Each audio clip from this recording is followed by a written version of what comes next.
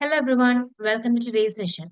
അപ്പം നമ്മൾ ഇന്നത്തെ ക്ലാസ്സിൽ ഡിസ്കസ് ചെയ്യുന്നത് ഏജ് ഓഫ് റിവൈവൽ എന്ന് പറയുന്ന ഒരു സെക്ഷൻ ആണ് നമ്മൾ ഇന്നത്തെ ക്ലാസ്സിൽ ഡിസ്കസ് ചെയ്യാൻ പോകുന്നത്. സോ 1400 ടു 1550 വരെയുള്ള ടൈം സ്പാൻ ആണ് നമ്മൾ ഏജ് ഓഫ് റിവൈവൽ എന്ന് പറയുന്നത്.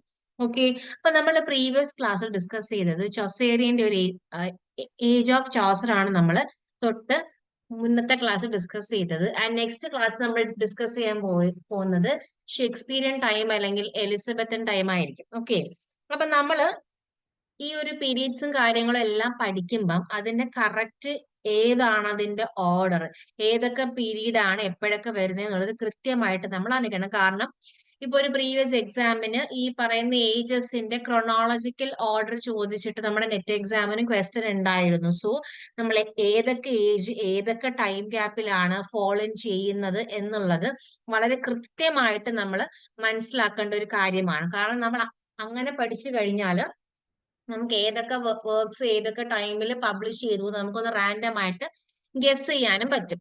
ഓക്കെ, അപ്പൊ നമുക്ക് ഏജ് ഓഫ് റിവൈവൽ അത് 1400 ടു 1550 വരെയുള്ള ടൈം സ്പാനിൽ വരുന്നതാണ് നമ്മളുടെ ഏജ് ഓഫ് റിവൈവൽ എന്ന് പറയുന്നത്. ഓക്കെ, സോ നമുക്ക് age of revival is the preparation period for the Elizabethan age.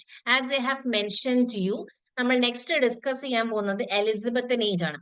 Elizabethan age എന്ന് പറയാൻ നമ്മളുടെ ആ literature as a whole if you are taking that was a golden period. കാരണം അത്രത്തോളം literary ഔട്ട്പുട്സുകൾ ആയിക്കോട്ടെ, ആർട്ട് ആയിക്കോട്ടെ, literature, creative, travelling, expedition, discoveries, innovations, അങ്ങനെ എല്ലാ മേഖലകളിലും ഭയങ്കരമായിട്ട് ഇംഗ്ലണ്ട് അത്രയും അധികം എക്സ്പ്ലോർഡ് ആയിട്ടുള്ളതും അത്രയും അധികം ഇന്നോവേഷൻസും ക്രിയേറ്റീവ് കാര്യങ്ങളൊക്കെ നന്നായിട്ട് ബ്ലൂം ചെയ്ത ഒരു ടൈം പീരീഡ് എന്ന് പറയുന്ന ഏതാണ്? നമ്മളുടെ എലിസബത്തൻ ടൈം ആണ്. ഓക്കെ, ആ എലിസബത്തൻ എന്ന് പറയുന്ന ഏജിന് തൊട്ട് മുന്നേക്കായിട്ട് നമുക്കുള്ളതാണ് ഏത്? ഏജ് ഓഫ് റിവൈവൽ 1400 ടു 1550 എന്നുള്ളത്. സോ ആ ഇതിനു ശേഷമുള്ള നെക്സ്റ്റ് ഏജ് ആണ് ഏറ്റവും ഭയങ്കരമായിട്ടൊരു outburst of literary innovations plus creations ആണ് നമുക്ക് എലിസബത്തൻ ഏജിൽ കാണുന്നത്. സോ അപ്പൊ നമുക്ക് ഏജ് ഓഫ് റിവൈവൽ എന്ന് പറയുന്നത് എക്സ്ട്രീംലി ദാറ്റ് വാസ് അൺപ്രൊഡക്റ്റീവ് ആയിരുന്നു. കാരണം ഭയങ്കരമായിട്ടുള്ള ഒരു ഓവർഫ്ലോ ഓഫ് വർക്ക്സോ അല്ലെങ്കിൽ ഇന്നോവേഷൻസോ കാര്യങ്ങളോ ഒന്നും അങ്ങനെ ഭയങ്കര ഡെവലപ്പിംഗ് ഒരു സമയമൊന്നും ആയിരുന്നില്ല റിവൈവൽ എന്ന് പറയണം. സോ ഒരു കുറച്ചും കൂടി ഡ്രൈ ഒരു കൈൻഡ് ഓഫ് ഒരു ടൈം ആയിരുന്നു നമ്മളുടെ ഈ റിവൈവൽ ആയിട്ടുള്ള ആ ഒരു ടൈം പീരീഡ് ഉള്ളത് 1400 ടു 1550 എന്ന് പറയണത്. ഓക്കെ, അപ്പൊ എക്സ്ട്രീംലി ഒരു അൺപ്രൊഡക്റ്റീവ് ആയിട്ടുള്ള ഒരു ഏജ് ആണ് അത്. ആൻഡ് ഈ ഒരു സമയത്ത് there was growing number of educational institutions but students ഒന്നും അവിടെ ഉണ്ടായിരുന്നില്ല. സോ നമുക്ക് ഭയങ്കരമായിട്ട് ഒരു അൺപ്രൊഡക്റ്റീവ് ഒരു ഡ്രൈ ഒരു ഫേസ് ആണ് നമ്മളുടെ ഏജ് ഓഫ് റിവൈവൽ എന്ന് പറയുന്നത്. Okay, and literary works produced by priest were in Latin whereas common man can only understand English. അപ്പൊ നമ്മൾ മനസ്സിലാക്കണം, നമുക്ക് ഇപ്പോഴാണ് ഇംഗ്ലീഷിന് ഭയങ്കരമായിട്ട് പ്രോമിനൻസും കാര്യങ്ങളൊക്കെ ഉള്ളത്. സോ ആ ഒരു ടൈമിൽ കോമൺ മാൻ യൂസ് ചെയ്ത ലാംഗ്വേജ് എന്ന് പറയുന്നത് ഏതാണ്? ഇംഗ്ലീഷ്. സാധാരണക്കാരന്റെ ഭാഷ അല്ലെങ്കിൽ കോമൺ മാൻ അല്ലെങ്കിൽ ലേമാന്റെ ലാംഗ്വേജ് എന്ന് പറയുന്നത് ഏതാണ്? ഇംഗ്ലീഷ് തന്നെയാണ് സാധാ ഉള്ള ലേമാന്റെ ലാംഗ്വേജ് എന്ന് പറയണത്. സോ ആൻഡ് ഓൾസോ ഈ ലിറ്റററി വർക്ക്സും കാര്യങ്ങളും എല്ലാം പ്രൊഡ്യൂസ് ചെയ്തിരുന്ന ലാറ്റിനിലായിരുന്നു. അപ്പം സാധാരണക്കാരന് ഈ ലാറ്റിൻ എന്ന് പറയുന്ന ഒരു ഭാഷ അറിയില്ലായിരുന്നു. കുറച്ചും കൂടി എഫ്ലുവന്റ് ആയിട്ടുള്ള സോഫിസ്റ്റിക്കേറ്റഡ് ആയിട്ടുള്ള ഒരു ലാംഗ്വേജ് ആയിരുന്നു ഏതെന്ന് പറയുന്നത്? നമ്മൾ ഈ പറയുന്ന ലാംഗ്വേജ് എന്ന് പറയുന്നത്. സോ ലാറ്റിൻ ആ language was use at that time. കുറച്ചും കൂടി ഒരു എഫ്ലുവന്റ് ഉള്ള ഒരു കേസിലാണ് നമ്മുടെ ലാറ്റിൻ ലാംഗ്വേജും കാര്യങ്ങളൊക്കെ യൂസ് ചെയ്തത്. സോ നമ്മളുടെ ഈ പറയുന്ന കോമൺ മാനിന് ഈ പറയുന്ന ലാറ്റിനിലെ വർക്ക്സും കാര്യങ്ങളൊന്നും ആക്സസിബിൾ ആയിരുന്നില്ല. And also they didn't know Latin. Okay, അപ്പം അതുകൊണ്ട് തന്നെ എന്താണ് ഇംഗ്ലീഷ് എന്ന് പറയുന്ന ഒരു ലാംഗ്വേജ് കോമൺ മാന് മാത്രമുള്ള ഒരു ലാംഗ്വേജ് ആയിട്ട് മാറിയിരുന്നു. ഓക്കെ, അപ്പം ആ ഒരു സമയത്ത് ലിറ്റററി പ്രൊഡക്ഷൻസും കാര്യങ്ങളും എല്ലാം കുറവായിരുന്നു as I have mentioned earlier. Okay, and neighbouring countries ആയിട്ടുള്ള ഫ്രാൻസോ സ്പെയിൻ ഇറ്റലി സ്കോട്ട്ലൻഡ് ഒക്കെ ദേ പ്രൊഡ്യൂസ് ചെയ്യുന്ന ഗ്രേറ്റ് ലിറ്ററേച്ചേഴ്സ് അവര് ഈ ഡിഫറെന്റ് ലാംഗ്വേജസിൽ ഒരുപാട് വർക്ക്സും കാര്യങ്ങളും എല്ലാം അതിന് ചുറ്റുമുള്ള പ്ലേസസിൽ ഒരുപാട് ലിറ്റററി വർക്ക്സും കാര്യങ്ങളും എല്ലാം പ്രൊഡ്യൂസ് ചെയ്തിട്ടുണ്ട്. ഓക്കെ, ഇനി നമുക്ക് ഇതിന്റെ ഒരു പൊളിറ്റിക്കൽ ബാക്ക്ഗ്രൗണ്ട് ഡിസ്കസ് ചെയ്യാം. ഓക്കെ, ആ ഒരു റിവൈവൽ ഏജ് ഓഫ് റിവൈവൽ എന്ന് പറയുന്ന ഒരു 1400 ടു ആ ഒരു ടൈം പീരീഡിൽ ഉള്ള നമുക്ക് ഒരു പൊളിറ്റിക്കൽ ബാക്ക്ഗ്രൗണ്ട് നമുക്ക് ഡിസ്കസ് ചെയ്യാം. ഓക്കെ, അപ്പൊ നമുക്ക് ഫസ്റ്റ് പഠിക്കാനുള്ളത് 100 years of war. ഇത് നമ്മള് മുന്നത്തെ ഉള്ള ക്ലാസ്സിൽ ഡിസ്കസ് ചെയ്തിട്ടുള്ള ഒരു പൊളിറ്റിക്കൽ ബാക്ക്ഗ്രൗണ്ട് ആണ് ഏതെന്ന് പറയുന്നത് 100 ഇയേഴ്സ് വാർ എന്ന് പറയുന്നത്. ഓക്കെ, അപ്പം അത് നമുക്ക് 100 ഇയേഴ്സ് ഓഫ് ആ ഒരു ടൈം സ്പാനിൽ റൺ ചെയ്തത് കൊണ്ടാണ് നമ്മൾ അതിന് 100 ഇയേഴ്സ് വാർ എന്ന് പറയുന്നത്. ഓക്കെ, അപ്പൊ നമ്മൾ വളരെ ഡീറ്റെയിൽഡ് ആയിട്ട് പ്രീവിയസ് ക്ലാസ് ഡിസ്കസ് ചെയ്താണ്. Hope that you people know that. Okay, അപ്പം ഇംഗ്ലണ്ടും ഫ്രാൻസും തമ്മിലായിരുന്നു ആ ഒരു വാർ എന്ന് പറയണം. ഓക്കെ, അപ്പൊ ദാറ്റ് വാസ് ഒരു എക്സ്റ്റേണൽ ആയിട്ടുള്ള ഒരു പൊളിറ്റിക്കൽ ഇഷ്യൂ ആയിരുന്നു ഏതെന്ന് പറയുന്നത് നമ്മളുടെ 100 ഇയേഴ്സ് വാർ എന്ന് പറയുന്നത്. ഓക്കെ, അപ്പൊ നമുക്കിനി ഉള്ളത് പിന്നുള്ളത് വാർ ഓഫ് റോസസ്. ഓക്കെ, അതൊരു 33 ഇയേഴ്സോളം ആ ഒരു സംഭവം ഉണ്ടായിരുന്നു. ആൻഡ് ദാറ്റ് വാസ് ഇന്റേണൽ ആയിരുന്നു. 33 ഇയേഴ്സിന്റെ ദാറ്റ് വാസ് ഇന്റേണൽ. അപ്പൊ നമുക്കുള്ള ഒരു എക്സ്റ്റേണൽ ആയിട്ടുള്ള ഒരു പൊളിറ്റിക്കൽ ബാക്ക്ഗ്രൗണ്ട് വരുന്ന ഇഷ്യൂ എന്ന് പറയുന്നത് 100 ഇയേഴ്സ് വാറും ആൻഡ് അതുപോലെ തന്നെ ഇന്റേണലി നമുക്ക് എഫക്റ്റ് ആയിട്ടുള്ളതെന്ന് പറയുന്നത് വാർ ഓഫ് റോസസുമാണ്. ദാറ്റ് ആക്ച്വലി 33 ഇയേഴ്സോളം ഉണ്ടായിരുന്നു. ഓക്കെ, നമ്മുടെ ഈ ഒരു 100 ഇയേഴ്സ് ഓഫ് വാർ ആക്ച്വലി നന്നായിട്ട് ഈ ഒരു ടാക്സസും കാര്യങ്ങളൊക്കെ ആൾക്കാരുടെ നേരെ ഇമ്പോസും കാര്യങ്ങളൊക്കെ ചെയ്തത് കൊണ്ട് people found it very difficult for an economic stability. അപ്പം അതുകൊണ്ടൊക്കെയാണ് ഇങ്ങനെ ഒരു പ്രൊട്ടസ്റ്റും കാര്യങ്ങളും എല്ലാം തന്നെ റേസ് ചെയ്തിട്ടുള്ളത്. ഓക്കെ, നമുക്ക് ഇനി അടുത്തുള്ളത് വാർ ഓഫ് റോസസ്. ഓക്കെ, അതൊരു 1445 ടു 1485 ഒരു ടൈം സ്പാനിൽ ഉണ്ടായിരുന്നതാണ് ഏതെന്ന് പറയുന്നത് നമ്മളുടെ വാർ ഓഫ് റോസസ്. ഓക്കെ, അതിന്റെ വാർ ഓഫ് റോസസിനകത്ത് നമുക്ക് 2 ഹൗസസ് ഉണ്ടായിരുന്നു. ആ 2 ഹൗസസ് തമ്മിലായിരുന്നു ആ ഒരു വാറും കാര്യങ്ങളും നടന്നിട്ടുള്ളത്. ഓക്കെ, അപ്പൊ ഏതൊക്കെയായിരുന്നു ആ ഹൗസസ്? വൺ എന്ന് പറയുന്നത് നമ്മുടെ house of Lancasters. Okay, house of Lancasters ആയിരുന്നു. മറ്റേതെന്ന് പറയുന്നത് ഹൗസ് ഓഫ് യോർക്ക് ആണ്. ഓക്കെ, സോ ഹൗസ് ഓഫ് ലാൻകാസ്റ്റേഴ്സും ഹൗസ് ഓഫ് യോർക്കും തമ്മിലായിരുന്നു ആ ഒരു പ്രശ്നം ഉണ്ടായിരുന്നത്. Okay, 1445 to 1485. അപ്പൊ നമ്മുടെ ഈ ഒരു വാർ ഓഫ് റോസസും കാര്യങ്ങളെല്ലാം കഴിഞ്ഞതിന് ശേഷമാണ് ഇംഗ്ലണ്ടിൽ നമുക്ക് ട്യൂഡർ ഡൈനാസ്റ്റിയുടെ ഒരു റൂളും കാര്യങ്ങളും എല്ലാം ബിഗിൻ ചെയ്യുന്നു. ഓക്കെ, അപ്പൊ ആ ഒരു കാര്യം നിങ്ങളുടെ മൈൻഡിൽ കീപ്പ് ചെയ്ത് വെക്കാം. and we'll discuss the rest. അപ്പം king Edward the third died in 1377 ആണ്. അപ്പം ഇദ്ദേഹത്തിന്റെ മരണത്തിന് ശേഷം, അതായത് കിങ് എഡ്വേർഡ് ദ തേർഡിന്റെ ഡെത്തിന് ശേഷം പിന്നീട് ആരാണ് റൂൾ ചെയ്തത്? കിങ് റിച്ചാർഡ് ദി തേർഡ് ആണ്. He became the ruler of England അല്ലെങ്കിൽ കിങ് ഓഫ് ഇംഗ്ലണ്ട് ആയിട്ട് മാറിയത്. ആഫ്റ്റർ ആരുടെയാണ്? എഡ്വേർഡ് തേർഡിന്റെ മരണത്തിന് ശേഷം പിന്നീട് ഇംഗ്ലണ്ട് റൂൾ ചെയ്തത് റിച്ചാർഡ് ദി തേർഡ് ആണ്. ഓക്കെ, അപ്പൊ നമുക്ക് ഇവിടെ ഈ വാർ ഓഫ് റോസസ് എന്ന് പറയുന്നു. ഓക്കെ, അപ്പൊ നമുക്ക് റോസസ് എന്ന് പറയുന്നത് എന്ത് സിംബിളൈസ് ചെയ്യുന്നു നമുക്ക് നോക്കാം. അങ്ങനെയാണെങ്കിൽ നമുക്ക് റെഡ് റോസും ഉണ്ട്, വൈറ്റ് റോസും ഉണ്ട്. Okay, so we have John of Gond ഉണ്ട്. ദാറ്റ് വാസ് സിംബൽ ഓഫ് നമ്മളുടെ റെഡ് റോസിന്റെ ആ ഒരു സിംബൽ ആണ് ഏതെന്ന് പറയുന്നത്, അല്ലെങ്കിൽ റെപ്രസെന്റ് ചെയ്യുന്നതാണ് ജോൺ ഓഫ് ഗോണ്ട്. ഓക്കെ, പിന്നെ നമുക്കുള്ളത് ആരാണ്? we have Edmund of Langley ഉണ്ട്. Okay, we have Edmund of Langley that is symbolizing white rose. അപ്പൊ നമുക്ക് അങ്ങനെയാണ് ഈ വാർ ഓഫ് ദി റോസസ് എന്നൊരു നെയിം വന്നിട്ട് ആ ഒരു ഫൈറ്റും കാര്യങ്ങളും എല്ലാം വരുന്നു. ഓക്കെ, ഈ ജോൺ ഓഫ് ഗോണ്ട് എന്ന് പറയുന്നത് ബേസിക്കലി ഡ്യൂക്ക് ഓഫ് ലാൻകാസ്റ്റർ ആണ്. ജോൺ നമുക്ക് ലാൻകാസ്റ്റർ ആണ്, ഡ്യൂക്ക് ഓഫ് ലാൻകാസ്റ്റർ ആണ്. ആരാണ് നമ്മുടെ ജോൺ ഓഫ് ഗോണ്ട് വാസ് ഒരു ഡ്യൂക്ക് ഓഫ് ലാൻകാസ്റ്റർ ആയിരുന്നു. ഓക്കെ, ഒരു ഇംഗ്ലീഷ് റോയൽ പ്രിൻസ് ആയിരുന്നു. ആൻഡ് ഇദ്ദേഹം എന്ന് പറയുന്ന ജോൺ ഓഫ് ഗോണ്ട് എന്ന് പറയുന്ന വ്യക്തി ആരാന്നറിയാമോ? നമ്മളുടെ എഡ്വേർഡ് തേർഡ് ഇല്ലേ, എഡ്വേർഡ് തേർഡിന്റെ ഏറ്റവും ലാസ്റ്റ് മകൻ, 4ാമത്തെ മകനാണ്. ഓക്കെ, ഒന്നും കൂടി ഞാനത് പറഞ്ഞുതരാം, അപ്പൊ കൺഫ്യൂഷൻ വരത്തില്ല. നമ്മൾ 2 ഹൗസസിന്റെ കാര്യങ്ങൾ പറഞ്ഞു. അങ്ങനെ സോറി, യെസ്, ഹൗസസ്. ഓക്കെ, അപ്പം നമുക്ക് ലാൻകാസ്റ്റേഴ്സും ഉണ്ട്, യോർക്കും ഉണ്ട്. ഇവർ തങ്ങളിലാണ് ആ ഒരു വാർ നടക്കുന്നത്. Then we have red rose and white rose symbolizing. And നമുക്ക് പിന്നീട് ഈ ജോൺ ഓഫ് ഗോണ്ട് എന്ന് പറയുന്ന വ്യക്തി ആക്ച്വലി നമ്മുടെ ഒരു ഡ്യൂക്ക് ഓഫ് ലാൻകാസ്റ്റർ ആണ്.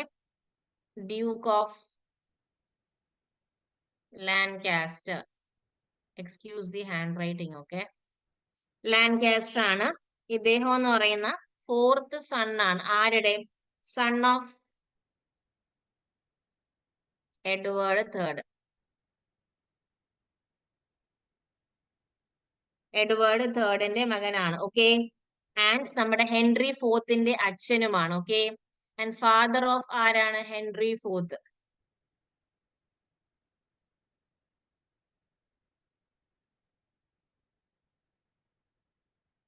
ഹെൻറി ഫോർത്തിന്റെ ഫാദറും കൂടിയാണ്. ആര്? We have John of Gaunt. ആ ഒരു കാര്യം മനസ്സിൽ കീപ്പ് ചെയ്യുക. Okay, you have to keep that in your mind. Okay, I hope this much is clear for you people. Okay. And yeah, ഇത്രയും മതിയാവും. Okay, keep that in your mind.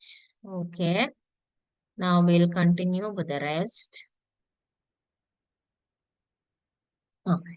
ഇനി നമ്മുടെ printing is a very important thing. Okay, പ്രിന്റിങ്ങിനകത്ത് okay printing papers were made cheaper, economical, so people could access the works.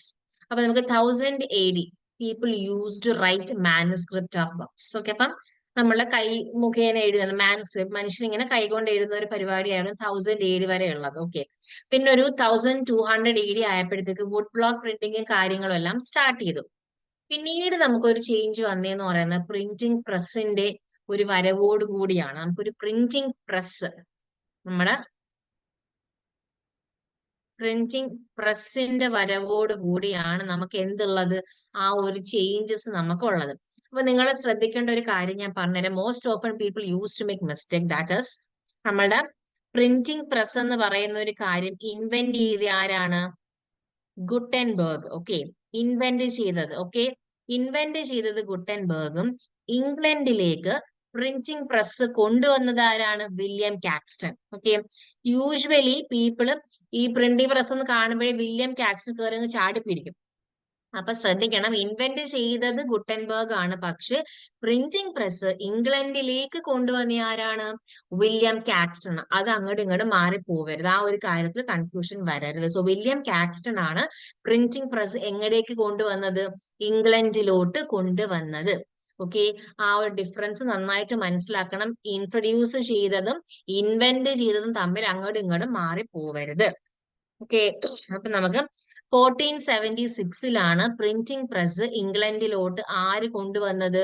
നമ്മളുടെ William Caxton. നമ്മുടെ 1476 William Caxton ആണ് printing press എങ്ങടേക്ക് കൊണ്ടുവന്നത്? നമ്മുടെ ഇംഗ്ലണ്ടിലോട്ട് കൊണ്ടുവന്നത്. And Johannes Gutenberg printing press invent ചെയ്ത വർഷം ഏതാണ്? 1450. ഓക്കെ, സോ അങ്ങനെ നമ്മുടെ ഇംഗ്ലണ്ടില് പ്രിന്റിംഗ് പ്രസ് വന്നു.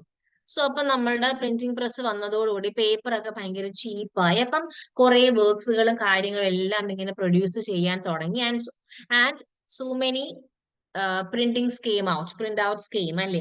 അപ്പോൾ സാധാരണക്കാരനും ഈ പറയുന്ന ബുക്സും ലിറ്റററി വർക്ക്സും ആർട്ടും എല്ലാം അവർക്ക് ഒരു എക്സ്പോഷർ കിട്ടാനും തുടങ്ങി. And it was accessible to them at a very economical rate. കാരണം പ്രിന്റിംഗ് പ്രസ് വന്നതോടുകൂടി ഈ പറയുന്ന പേപ്പറിന്റെ കാര്യങ്ങളുടെ എല്ലാം വില കുറഞ്ഞു വരികയും സാധാരണക്കാരന് അഫോർഡബിൾ ആകുന്ന രീതിയിൽ ഇവരുടെ മുന്നിലേക്ക് ഈ പറയുന്ന വർക്ക്സുകളും കാര്യങ്ങളും എല്ലാം തന്നെ ആക്സസബിൾ ആവാനായിട്ടും സ്റ്റാർട്ട് ചെയ്തു.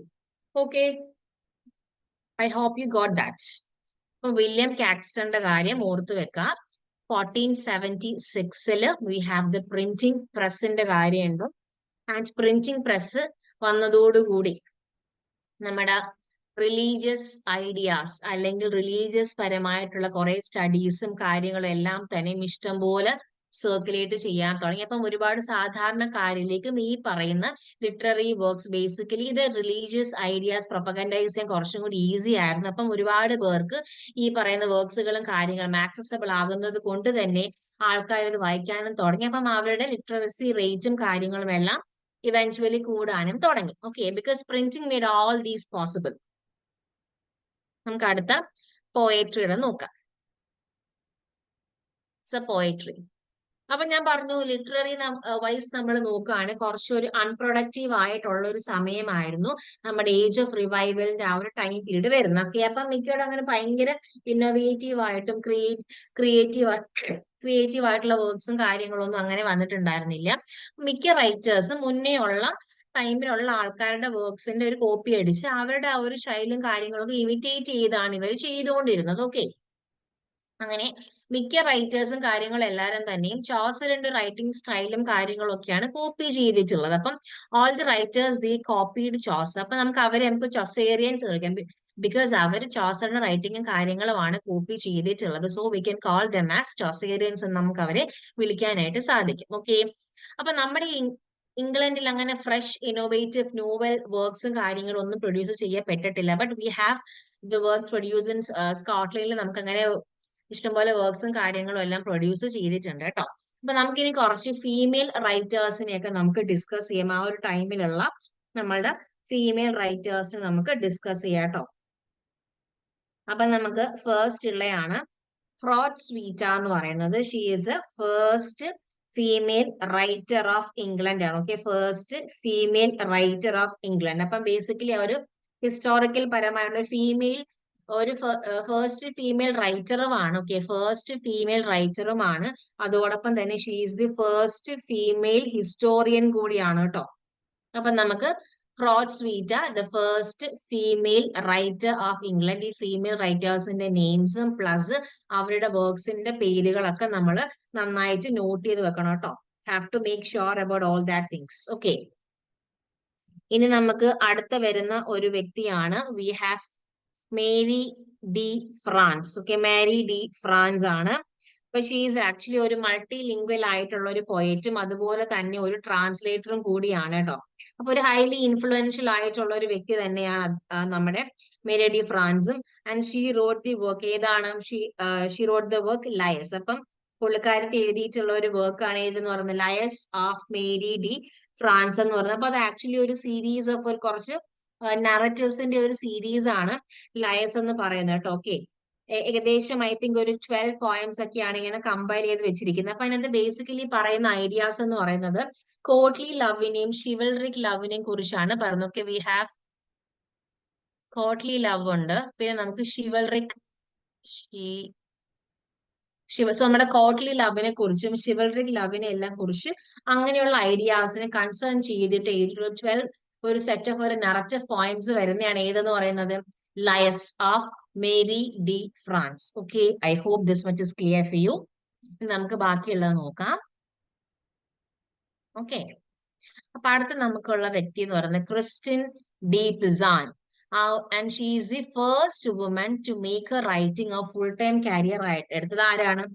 Christine de പിസാൻ. ഓക്കെ, അപ്പൊ നമുക്ക് അവരുടെ ആ ഒരു വർക്കിന്റെ പേര് നോക്കാം. എന്താണ് ആ ഒരു വർക്കിന്റെ പേര് വരുന്നത്? ബുക്ക് ഓഫ്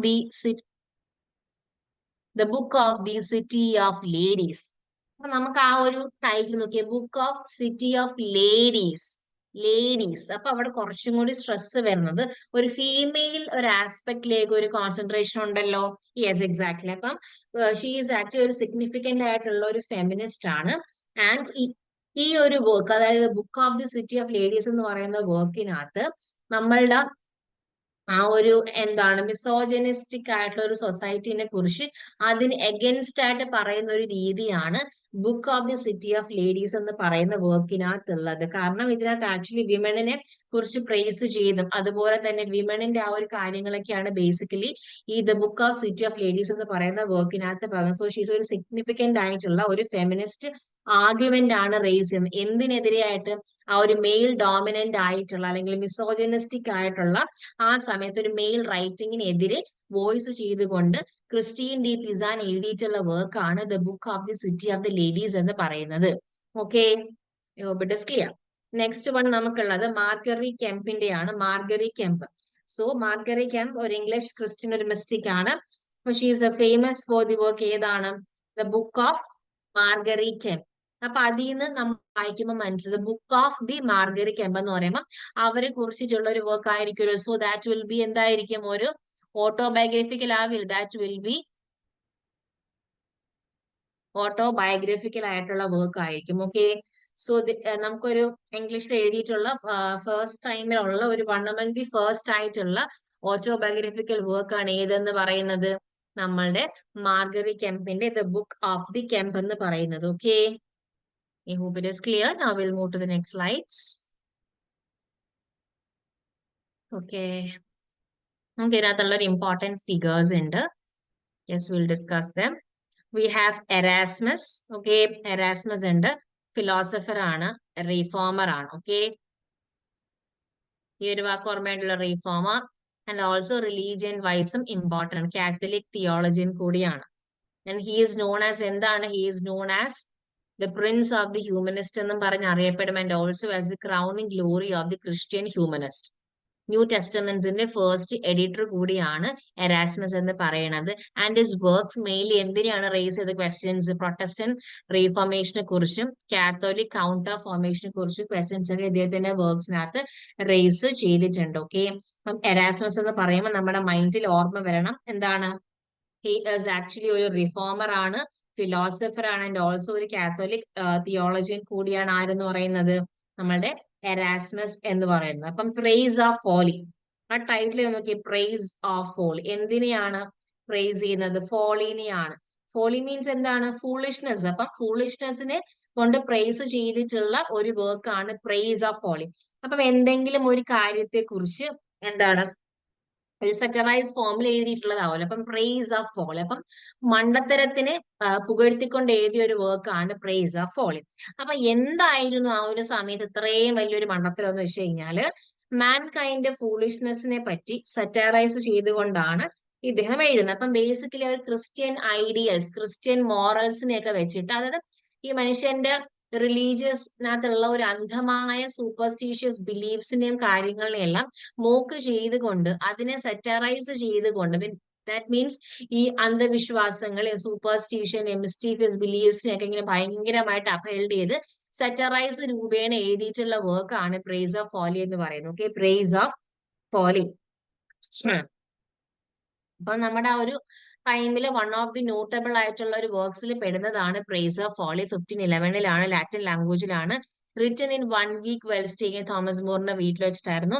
അതെന്താണ്, ഒരു സറ്റയർ ആണ്. എന്തിനെ സറ്ററൈസ് ചെയ്യുന്നു, ചേർച്ചിന്റെ സൂപ്പർസ്റ്റീഷ്യസ് ഡോക്ട്രൈൻസിനെ സറ്ററൈസ് ചെയ്തുകൊണ്ട് എറാസ്മസ് എഴുതിയിട്ടുള്ള വർക്ക് ആണ് ഏതെന്ന് പറയുന്നത്, പ്രൈസ് ഓഫ് ഫോൾസ്. ഒരു സറ്റാരിക്കൽ ഫോമിലുള്ള ഒരു വർക്ക് ആണ് ഏതെന്ന് പറയുന്നത്, എറാസ്മസിന്റെ price of Foley.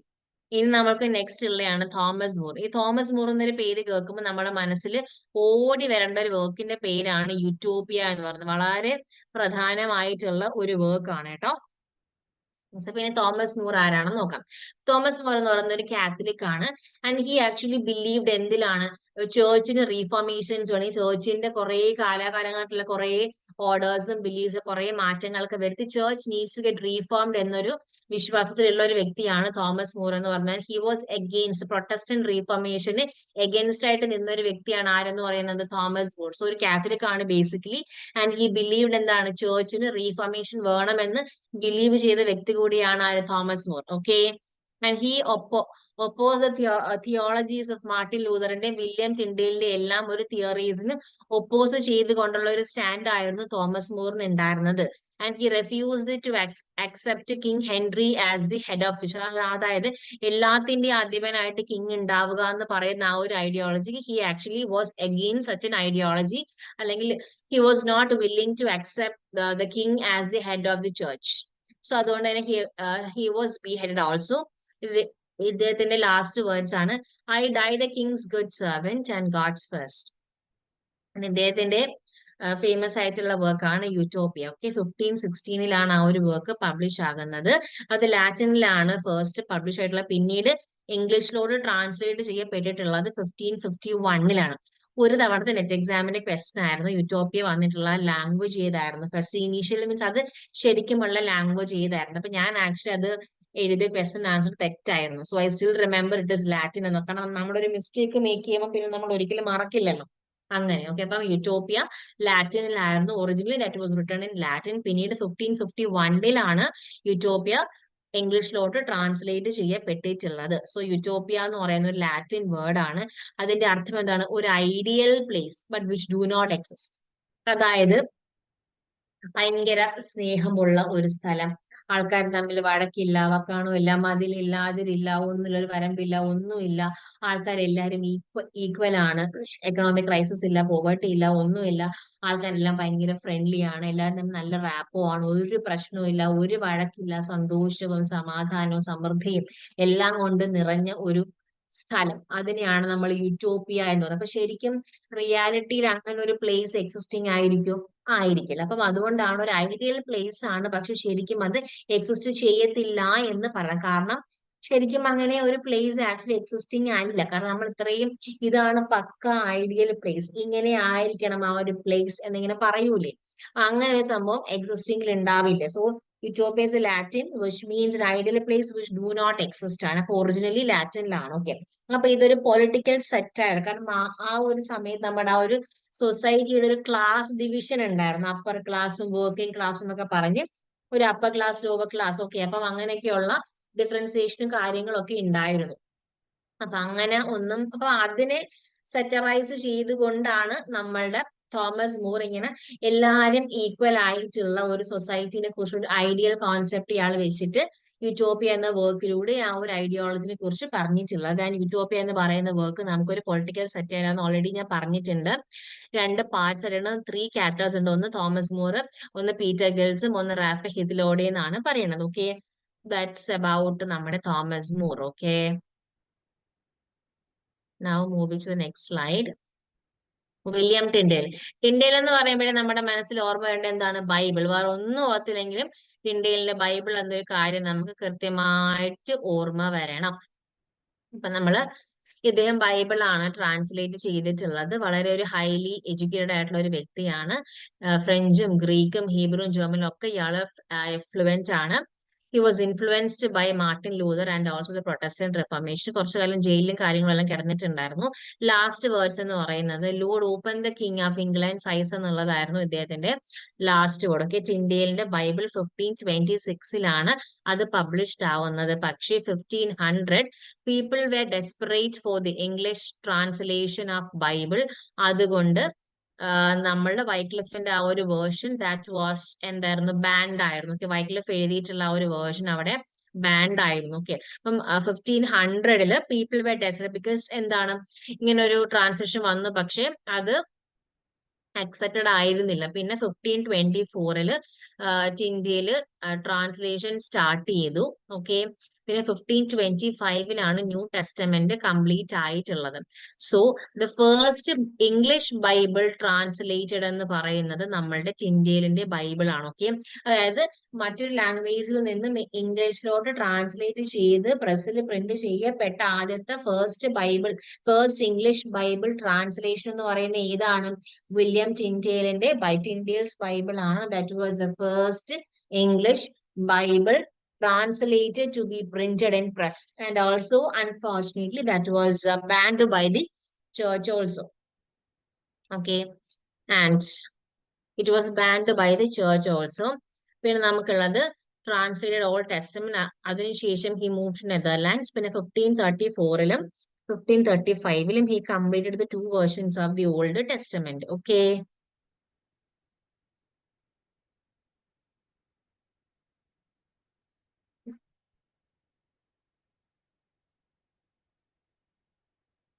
next William ടിൻഡേലിന്റെ we have another work practice of the prelates. 1530 ആ ഒരു വർക്ക് പബ്ലിഷ്ഡ് ആയിട്ടുള്ളത്.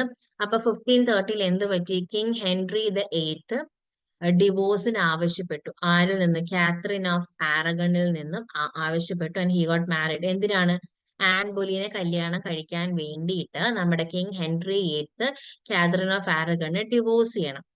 He criticized the king's decision in this work. It angered the king. അതായത് നമ്മുടെ കിങ് ഹെൻറി 8th ഭാര്യയാണ്, ഫസ്റ്റ് വൈഫ് ആണ് ആരെന്ന് പറയുന്നത്? Catherine of Aragon. അപ്പൊ അന്നത്തെ സമയത്ത് ഇപ്പൊ നമുക്ക് ഇന്നത്തെ കാലത്ത് ഡിവോഴ്സും കാര്യങ്ങളും ഫയൽ ചെയ്യണം, നമ്മൾ നേരെ കോടതിയിലൊക്കെ പോയിട്ടല്ലേ ഫയൽ ചെയ്യുന്നത്. അപ്പൊ അന്ന് അവിടെ നമ്മൾ ഇങ്ങനെ ഈ കിങ് കല്യാണം കഴിച്ചു, ഇദ്ദേഹത്തിന് വൈഫിൽ നിന്നും സെപ്പറേറ്റഡ് ആവണം. ഓക്കെ, അപ്പൊ സെപ്പറേറ്റഡ് ആകണമെന്നുണ്ടെങ്കിൽ ഡിവോഴ്സ് വേണമല്ലോ. അപ്പൊ അവിടെ കോർട്ട് അങ്ങനെയുള്ളതെന്ന് പറയുന്നത് നമ്മൾ എല്ലാം നടത്തുന്നത് നമ്മുടെ ചേർച്ചിന്റെ അണ്ടറിലാണ്. അപ്പൊ നമ്മൾ പോപ്പിന് ആ റിക്വസ്റ്റ് കൊടുക്കും, എനിക്ക് എന്റെ ഭാര്യ ആയിട്ടുള്ള കാതറിൻ ഓഫ് ആരഗണിനെ കല്യാണത്തിന് ഇനി എനിക്ക് അവരിൽ നിന്നും ഡിവോഴ്സ് വേണമെന്നും പറഞ്ഞ് ഹെൻറി 8th പോപ്പിന് അയക്കുകയാണ്, എനിക്ക് റിക്വസ്റ്റ് എന്റെ ഈ ഡിവോഴ്സിന്റെ റിക്വസ്റ്റ് ഗ്രാൻഡ് ചെയ്ത് തരണമെന്നും പറഞ്ഞ് കിങ് ഹെൻറി 8th അയക്കുകയാണ്. പക്ഷെ എന്ത് പറ്റി? പോപ്പല്ലേ ആള്, ഡിവോഴ്സിനൊന്നും സമ്മതം കൊടുത്തില്ല, അത് സമ്മതിച്ചില്ല. അപ്പൊ പിന്നെ ഹെൻറി 8th ദേഷ്യം വരുമോ? വരത്തില്ല. ഓഫ് കോഴ്സ് ഹെൻറി 8th ഭയങ്കരമായിട്ട് ദേഷ്യം വരുന്നു. അങ്ങനെ എന്ത് ചെയ്തു? ഭയങ്കര ദേഷ്യം വന്നു. കാരണം അയാൾ ആഗ്രഹിച്ച തന്റെ ആൻ ബൊലീനെ കല്യാണം കഴിക്കണം, താൻ ഇപ്പോൾ സ്നേഹിക്കുന്ന പെൺകുട്ടിയുമായിട്ട് എനിക്ക് വിവാഹം കഴിക്കണം എന്ന അതിയായ ആഗ്രഹത്തിൽ ഹെൻറി 8th ഡിവോഴ്സിന് റിക്വസ്റ്റ് കൊടുക്കുകയും അപ്രകാരം എന്ത് പറ്റി? ആ ഡിവോഴ്സ് റിജക്റ്റഡ് ആയിപ്പോയി. അപ്പൊ ഇയാൾക്ക് ഭയങ്കര ദേഷ്യം വന്നു. അപ്പം അയാൾ വിചാരിച്ചു ഞാൻ രാജാവായിരിക്കുന്ന എന്റെ രാജ്യത്ത് എനിക്ക് ഡിവോഴ്സ് നിഷേധിക്കപ്പെട്ടു. So he was very angry. അപ്പൊ ഇയാൾ എന്ത് ചെയ്യുന്ന വെച്ച് കഴിഞ്ഞാല് ഈ പ്രീസ്റ്റിന്റെ അല്ലെങ്കിൽ ചേർച്ചിന്റെ ആ ഒരു കൺട്രോൾ അങ്ങ് കളയാൻ തീരുമാനിച്ചു. അത്രയ്ക്കങ്ങ് ആയോ? കാരണം ഞാൻ രാജാവായിട്ടിരിക്കുന്ന സമയത്ത് എന്റെ ആഗ്രഹങ്ങൾ നിഷേധിക്കപ്പെട്ടു. So he was not willing to tolerate that. So ഇദ്ദേഹം എന്ത് ചെയ്തു? നമ്മൾ കോമൺ ആയിട്ട് പറയുന്ന ഡിവൈൻ റൈറ്റ് ഇല്ലേ, എനിക്ക് എന്റെ രാജ്യത്ത് എന്ത് വേണമെന്ന് ഞാൻ തീരുമാനിക്കും, എല്ലാത്തിന്റെ അധികാരം ഞാനാണ് എന്നൊരു കൈൻഡ് ഓഫ് രീതിയിലാണ് നമ്മൾ ഡിവൈൻ റൈറ്റ്സ്. അത് the king is the supreme authority of all. Divine rights of the king എന്ന് പറഞ്ഞ് നമ്മൾ പറയൂലേ, അതാണ് ഉദ്ദേശിക്കുന്നത് കേട്ടോ. അപ്പൊ ഡിവൈൻ റൈറ്റ്സ്, കാരണം ഞാനാണ് എല്ലാത്തിന്റെയും കൺട്രോൾ, ഞാനാണ് എല്ലാത്തിന്റെയും സുപ്രീം അതോറിറ്റി, വേറെ ആരും അല്ല. See, if I want to get married, I need to get married. അപ്പൊ ഞാനിപ്പോ ഡിവോഴ്സിന് ചോദിക്കുമ്പോൾ ആക്ച്വലി ഹെൻറി എയ്ത്ത് ഡിവോഴ്സ് കിട്ടുമോ എന്നുള്ള പ്രതീക്ഷയിലാണ് റിക്വസ്റ്റ് ചെയ്യുന്നത്. പക്ഷെ unfortunately that went against his plan. So he was very inferior and very dejected ആയിപ്പോയി. ഭയങ്കര ദേഷ്യം, ഡിജക്റ്റഡ് അല്ല, ഭയങ്കര ഇൻഫീരിയറ്റഡ് ആയിപ്പോയി. ലൈക്ക് എന്റെ റിക്വസ്റ്റ് പോപ്പ് നിഷേധിച്ചു കളഞ്ഞു. It got rejected and he was very infuriated. കാരണം എന്റെ ഒരു റിക്വസ്റ്റ് അക്സെപ്റ്റ് ചെയ്തില്ലോ എന്ന് ഓർത്ത് ഭയങ്കര ദേഷ്യം ഉണ്ടായിരുന്നു. അപ്പൊ പിന്നെ ഭയങ്കര, അപ്പം ആ ഒരു സമയത്താണ് ഈ നമ്മുടെ കിങ്ങും ഈ ചേർച്ചും തമ്മിൽ ഭയങ്കരമായിട്ടുള്ള പ്രശ്നം. നിങ്ങൾ വിചാരിക്കും പോട്ടെ, അയാൾക്ക് ഒരു ഡിവോഴ്സ് അല്ലേ ആഗ്രഹിച്ചത്, കുഴപ്പമില്ല. പക്ഷെ ഇങ്ങനെ 5 തവണ എങ്ങാണ്ട് കല്യാണം കഴിച്ചു. ഇനി കുറച്ചെല്ലാം കഴിയുമ്പോൾ ആൻ ബോലിയനെയും വേണ്ടാന്ന് വെക്കും, വേറൊരു പെൺകുട്ടിയുടെ വേറൊരാളെ കല്യാണം കഴിക്കും. And also again another lady, വീണ്ടും അഗെയിൻ അനദർ ലേഡി. അപ്പം ഇദ്ദേഹമാണ് ഇത്രയും അധികം കല്യാണം കഴിച്ചിട്ടുള്ളതും ഇത്രയും ആ ഒരു ഇഷ്യൂസും കാര്യങ്ങളും കുറേയൊക്കെ വന്നിട്ടുള്ള ഇദ്ദേഹത്തിന്റെ ഒരു മാരേജ് അലയൻസ് മൂലമാണ് കേട്ടോ. So king Henry the eighth നമുക്കുണ്ട് കേട്ടോ. അപ്പം കിങ്ങിന്റെ ആ ഒരു ആറ്റിറ്റ്യൂഡിൽ ഹി വാസ് വെരി ആംഗ്രി. ആരാണ്? നമ്മുടെ ഇന്ത്യയിൽ. അപ്പം അതിന് അഗേൻസ്റ്റ് ആയിട്ടൊക്കെ ഇയാളെ ക്രിട്ടിസൈസ് ചെയ്തുകൊണ്ട് എഴുതിയിട്ടുള്ള വർക്കാണ് പ്രാക്ടീസ് ഓഫ് ദി പ്രിലേജ് എന്ന് പറയുന്നത് കേട്ടോ. പ്രാക്ടീസ് ഓഫ് ദി പ്രിലേജ് എന്ന് പറയുന്നത്. Okay, now we have so the practice of the prelates that was published in the year 1530. So in 1530 എന്ത് പറ്റി? In 1530 King Henry decided to get divorced from Catherine of Aragon in order to get married to Anne Boleyn. അപ്പം ആ ഒരു ഇഷ്യൂവിനെ base ചെയ്ത് ആ ഒരു തീരുമാനത്തെയും അതിനുശേഷമുള്ള കോൺസിക്വൻസിനെല്ലാം വെച്ചിട്ട് ഇദ്ദേഹം നമ്മുടെ കിങ്ങിന്റെ പ്രവർത്തിയെ ക്രിട്ടിസൈസ് ചെയ്തുകൊണ്ട് എഴുതിയിട്ടുള്ള വർക്കാണ് പ്രാക്ടീസ് ഓഫ് ദി പ്രിലേറ്റ്സ് എന്ന് പറയുന്നത്. And that was published in the year 1530 അത് പബ്ലിഷ്ഡ് ആയിട്ടുള്ളത്. സോ അങ്ങനെ കിങ് ഇരിക്കെ കിങ്ങിനെതിരെ സംസാരിക്കുന്ന ആൾക്കാർ എന്തായാലും കിങ്ങിന് ഇഷ്ടപ്പെടുവോ? ഒരിക്കലും ഇഷ്ടപ്പെടില്ല. It angered the king. Okay, next we have The Obedience of a Christian Man. അത് 1528 ആ ഒരു വർക്ക് പബ്ലിഷ്ഡ് ആയിട്ടുള്ളത്. Okay, The Obedience of a Christian Man. The king must be the supreme head of the church and not the pope. Provoked King Henry VIII to declare the act of supremacy. The work was widely read and it was mentioned in some of the works of Shakespeare as well. So the obedience of a Christian man. അപ്പം അതും നമ്മൾ നേരത്തെ പറഞ്ഞ ആ ഒരു കാര്യത്തിന്റെ ഒരു continuation ആയിട്ട് വരുന്നതാണ് അതൊക്കെ. So we have the obedience of a Christian man by William Tyndale. അപ്പം അത് ആ ഒരു ക്രിസ്ത്യാനിറ്റിയും ആ ഒരു കിങ്ങിന്റെ ആ ഒരു കാര്യമൊക്കെ വെച്ചിട്ടാണ് എഴുതുന്നത്. അപ്പം ആക്ച്വലി ഇതിനകത്ത് കവർ ചെയ്യുന്നത് ആ ഒരു എന്താണ് ഗോഡിന്റെ ലോസ് ഓഫ് ഒബീഡിയൻസും കാര്യങ്ങളൊക്കെ ബേസ് ചെയ്തിട്ടാണ് വില്യം ടിൻഡേൽ ആ ഒരു വർക്കും കാര്യങ്ങളും എല്ലാം പബ്ലിഷ് ചെയ്തിട്ടുള്ളത്. That was in the year 1528 ആണ് കേട്ടോ. ഡിവൈൻ റൈറ്റും കാര്യങ്ങളും എല്ലാം ചെയ്യാനായിട്ട് ഇതൊരു പ്രൊവോക്കേഷൻ ആയിരുന്നു. ഓക്കെ, നമുക്ക് ഇനി അടുത്തുള്ളത് ടോട്ടൽ. Yes, Richard total. അപ്പൊ ടോട്ടൽ എന്ന ഈ റിച്ചാർഡ് ടോട്ടൽ എന്ന് കേൾക്കുമ്പോഴേ മൈൻഡിൽ വരേണ്ട പേരാണ് എന്ത്? Tottel's miscellany. That was in the year 1557. ഇത് മരിച്ച വർഷം എന്ന് പറയുന്നത് ഏതാണ്? 1594 നമ്മളുടെ റിച്ചാർഡ് ടോട്ടൽ മരിച്ചിട്ടുള്ളത്. Okay, yes. And he was ഒരു പബ്ലിഷർ ആണ് ആൻഡ് ഓൾസോ ഒരു ലീഗൽ കമ്മ്യൂണിറ്റിയിലെ മെമ്പർ കൂടിയാണ്. ആരെന്ന് പറയുന്നത്? Richard Tottel. ഇദ്ദേഹം കുറച്ച് വർക്ക്സും കാര്യങ്ങളൊക്കെ പബ്ലിഷ് ചെയ്തിട്ടുണ്ട്. അത് അത്യാവശ്യം എല്ലാം കുറച്ച് പോപ്പുലറും ആയിരുന്നു. Plus that was important also. Okay, അങ്ങനെ നമുക്ക് വളരെ പ്രധാനമായിട്ട് പഠിക്കാനുള്ള വർക്കാണ് ടോട്ടൽസ് മിസ്സെലനി എന്ന് പറയുന്നത്. ഓക്കെ, ആ ഒരു വർക്ക് എന്ന് പറയുന്നത് നമ്മുടെ ഇംഗ്ലീഷ് ലിറ്ററേച്ചറിലെ ഫസ്റ്റ് ആന്തോളജി ആണ് ഏതെന്ന് പറയുന്നത് Tottel's miscellany. Okay, means a collection of poems വരുന്നതാണ് നമ്മൾ ആന്തോളജി എന്ന് പറയുന്നത്. ഓക്കെ, അപ്പം ഏതാണ് ടോട്ടൽസ് മിസലേനി 1557 ഉള്ളത്. ഓക്കെ, അതിനകത്ത് ആക്ച്വലി 2 എഡിഷൻസും കാര്യങ്ങൾ 1557 തന്നെ ഈ ടോട്ടൽസ് മിസലനിയുടെ 2 എഡിഷൻസും കാര്യങ്ങളും എല്ലാം വന്നിട്ടുണ്ടായിരുന്നു കേട്ടോ. യെസ്, അപ്പം ടോട്ടൽസ് മിസലനിയിൽ we have songs and the sonnets published by right honourable lord Henry Howard, the late earl of Surrey, Thomas Wyatt the elder and the other. അപ്പൊ ഇത്രയും പേര് എല്ലാരും കൂടെ ചേർന്നിട്ട് ഒരുമിച്ചൊക്കെ എഴുതിയിട്ടുള്ള ഒരു ആന്തോളജി മീൻസ് അങ്ങനെയുള്ള ഒരു സീരീസ് ഓഫ് ഒരു വർക്ക്സ് കമ്പൈലേഷൻ ആണ് ഏതെന്ന് പറയുന്നത് ടോട്ടൽസിന്റെ മിസലനി എന്ന് പറയുന്നു. Okay, Tottel's miscellany. ഇത് പബ്ലിഷ് ചെയ്തിട്ടുള്ളത് ഓക്കെ റിച്ചാർഡ് ചോട്ടിലാണ് 1557. ഇതിന് പറയുന്ന മറ്റൊരു പേര് സോങ്സ് ആൻഡ് സോണറ്റ്സ് എന്നും ഇതിനെ അറിയപ്പെടാറുണ്ട്. Okay, and that was a first printed anthology. നമ്മുടെ ഇംഗ്ലീഷ് പോയട്രിയിലെ ഫസ്റ്റ് പ്രിന്റഡ് ആന്തോളജി എന്ന് പറയുന്നത് ടോട്ടൽസ് മിസലനി ആണ് കേട്ടോ. Okay, keep that in your mind.